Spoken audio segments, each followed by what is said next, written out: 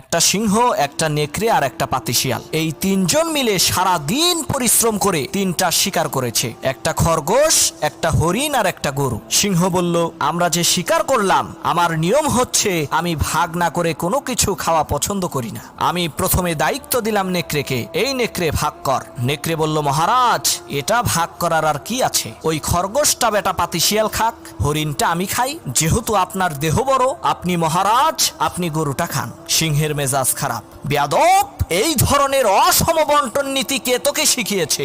এক থাপ্পড় মেরেছে, নেকড়ের কল্লা 50 হাত দূরে যেয়ে পড়ছে। এবার সিংহ শিয়ালকে বলছে, এই শিয়াল ভাগ কর বেটা। শিয়াল কয়, মহারাজ এর মধ্যে ভাগ করার কিছু নাই, আপনি ব্রেকফাস্ট করবেন খরগোশ দিয়ে, লাঞ্চ করবেন হরিণ দিয়ে, আর ডিনার করবেন গাভী দিয়ে। মহারাজ খুব খুশি। হে রে শিয়াল রে, এত ইনসাফ ভিত্তিক বন্টন নীতি কে তোকে শেখালো রে? শিয়াল বলে, কিছুক্ষণ আগে যে কল্লা দিয়ে গেছে